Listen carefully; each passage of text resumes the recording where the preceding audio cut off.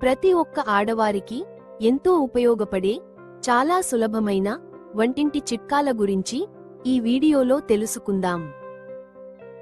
ఈ వీడియో చూసే ముందుగా ఒక లైక్ చేసి నారాయణ అని కామెంట్ చేయండి. మీరు ఇచ్చే చిన్న లైక్ మన ఛానల్ గ్రోత్కి ఎంతో సహాయపడుతుంది. రోజు వంటగదిలో ఉపయోగపడే చిట్కాలు. నెంబర్ 1, ఉల్లిపాయలను కోసే 10 నిమిషాలు ముందు నీటిలో ఉంచి కోస్తే కళ్ళలో నీళ్లు రావు. నెంబర్ 2, పాలు పొంగకుండా ఉండాలంటే పాలు మరిగేటప్పుడు ఒక స్టీల్ స్పూన్ లేదా చెక్క స్పూన్ పాలలో ఉంచండి. నెంబర్ 3, నిమ్మకాయ రసం ఎక్కువ రావాలంటే కొంతసేపు గోరువెచ్చని నీటిలో ఉంచి తర్వాత పిండండి. నెంబర్ 4, కూరలో ఉప్పు ఎక్కువైతే కూరలో బంగాళదుంప ముక్కలు వేసి కొద్దిసేపు ఉడికించండి. నెంబర్ 5, బియ్యం పొడిగా ఉడకాలంటే కొంచెం నిమ్మరసం లేదా నూనె వేసి ఉడకబెట్టండి. నెంబర్ 6, కూరలో కారం ఎక్కువైతే కొంచెం నిమ్మరసం కలపండి, కూర చాలా బావుంటుంది. నెంబర్ 7, పూరీలు తక్కువ నూనెతో పొంగాలంటే పిండి కలిపేటప్పుడు కొద్దిగా రవ్వ వేసి కలపండి. నెంబర్ 8, టమాటాలు ఎక్కువ రోజులు నిల్వ ఉండాలంటే ఫ్రిడ్జ్లో పెట్టకుండా రూమ్ టెంపరేచర్లో ఉంచండి. నెంబర్ 9, చింతపండు రసం ఈజీగా తీయాలి అంటే వేడి నీటిలో నానపెడితే త్వరగా రసం వస్తుంది. నెంబర్ 10, బియ్యానికి పురుగులు పట్టకుండా ఉండాలంటే బియ్యం డబ్బాలో లవంగాలు లేదా వేపాకు వేసి ఉంచండి. నెంబర్ 11, బఠానీలు త్వరగా ఉడకాలంటే వండే ముందు అరగంట సేపు వేడి నీటిలో వేసి ఉడకబెట్టండి. నెంబర్ 12, ఇనుము పానులపై తుప్పు తొలగించాలంటే నిమ్మరసం మరియు ఉప్పుతో రుద్దితే తుప్పు తొలగిపోతుంది. నెంబర్ 13, వేడిగా ఉండాల్సిన అన్నంని నిల్వ చేసేటప్పుడు మూత పూర్తిగా మూయకుండా హాల్లో కొంచెం సేపు ఉంచితే తేమ ఉండదు. నెంబర్ 14, గ్యాస్ స్టవ్ మీద నూనె మరకలు పోవాలంటే నిమ్మరసం మరియు సోడా పేస్టుతో తుడిచి తరువాత నీటితో శుభ్రం చేయండి. నెంబర్ 15, చిక్కటి నూనె వాడిన పాత్రలు శుభ్రం చేయాలంటే వేడి నీటిలో కొద్దిగా వెనిగర్ వేసి ఉప్పుతో శుభ్రం చేయండి. 16, ఇడ్లీ మెత్తగా రావాలంటే మిశ్రమంలో కొద్దిగా సగ్గుబియ్యం నానబెట్టి వేసి గ్రైండ్ చేయండి. 17, దోస మిశ్రమంలో ఒక చిటికెడు చక్కెర కలిపితే బాగా బ్రౌన్ కలరుతో క్రిస్పీగా వస్తుంది. 18, బజ్జీలు లేదా పకోడీలు మృదువుగా కాకుండా క్రిస్పీగా రావాలంటే శనగపిండి మిశ్రమంలో కొద్దిగా బియ్యం పిండి కలపండి. 19, పచ్చడిలో ఉప్పు పులుపు బ్యాలెన్స్ కావాలంటే చివర్లో కొద్దిగా జీలకర్ర పొడి కలపండి, పచ్చడి చాలా కమ్మగా ఉంటుంది. 20, కొబ్బరి పచ్చడి ఎక్కువ రోజులు నిల్వ ఉండాలంటే నూనెలో మసాలా వేయించి కలపండి. 21, చేప వాసన పోవాలంటే వండే ముందు నిమ్మరసం ఉప్పు రాసి 10 నిమిషాలు ఉంచి కడగాలి. 22, పూరీలు మెత్తగా రావాలంటే పూరీ పిండి కలిపేటప్పుడు కొద్దిగా పాలు వేసి కలపండి, పూరీలు చాలా మెత్తగా వస్తాయి.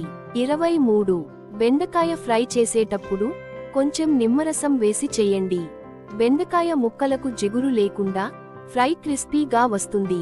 24, మీ ఇంట్లో దోమలు ఎక్కువగా ఉంటే ఒక గిన్నెలో నీళ్లు పోసి అందులో ఒక కర్పూరం బిళ్ళను వేయండి, ఆ వాసనకు దోమలు రాకుండా ఉంటాయి. కర్పూరం వాసన పిలిస్తే మన ఆరోగ్యానికి కూడా చాలా మంచిది. 25, వెండి వస్తువులు బాగా నల్లగా ఉంటే చింతపండు పులుసులో కొంచెం వంట సోడా వేసి ఒక 20 నిమిషాల పాటు వెండి వస్తువులను నానబెట్టి వెండి వస్తువులను తోమండి, తల తలా మెరిసిపోతాయి. 26, పెరుగుగడ్డ లాగా రావాలంటే తోడు పెట్టిన పాలలో ఒక ఎండుమిర్చిని వేసి మూత పెట్టండి, పెరుగు చక్కగా తోడుకొని గడ్డలా తయారవుతుంది. 27, వెల్లుల్లి పొట్టును సులువుగా తీయాలంటే వెల్లుల్లిపాయలను 10 నిమిషాలు ఎండలో పెట్టండి, వెల్లుల్లి పొట్టు సులభంగా వస్తుంది.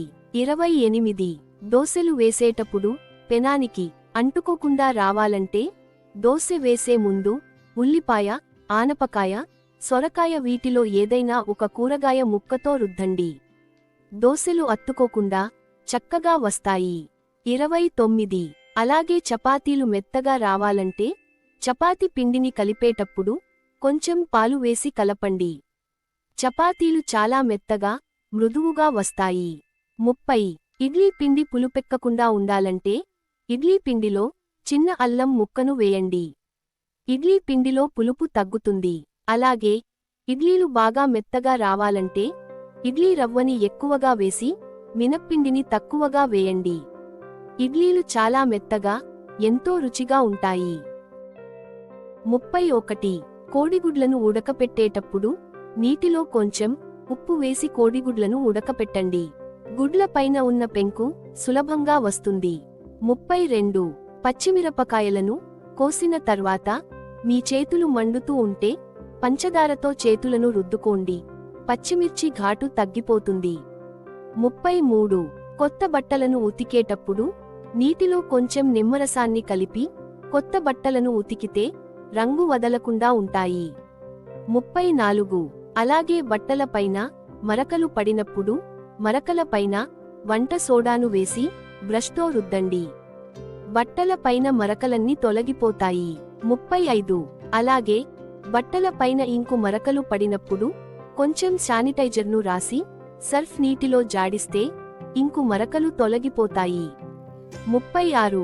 నిమ్మకాయలు ఎక్కువ రోజులు నిల్వ ఉండాలంటే నిమ్మకాయలకు తేమ లేకుండా తుడిచి పేపర్లో పెట్టి ఫ్రిడ్జ్లో పెట్టండి.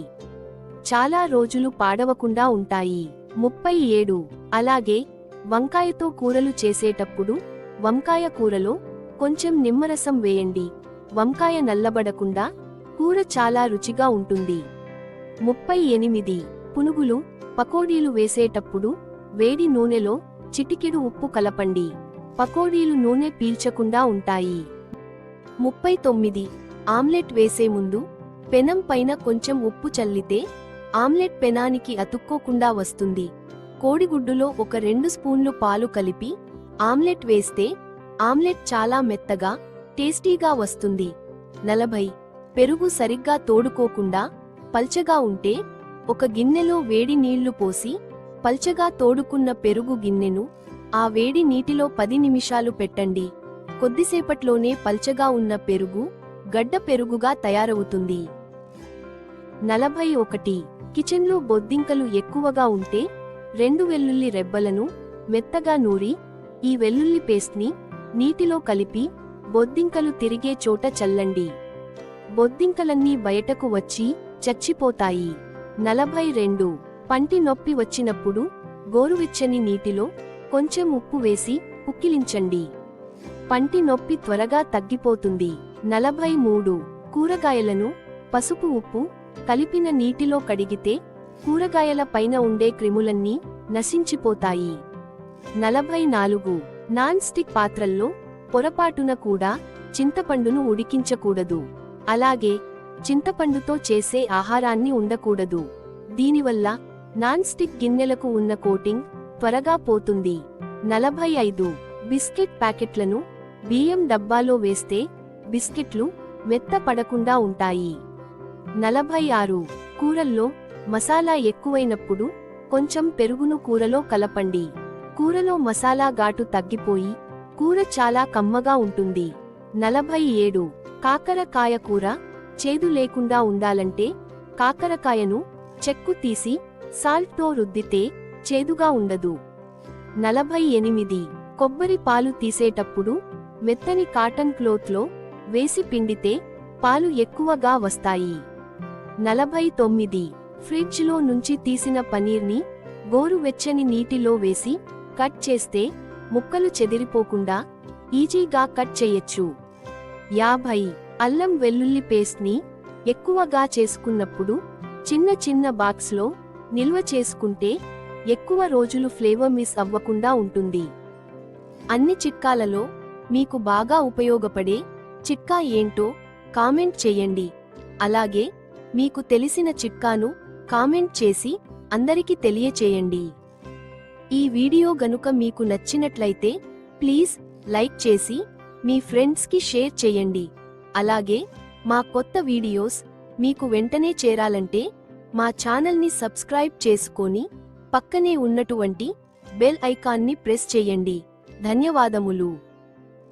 ఓం నమో నారాయణ.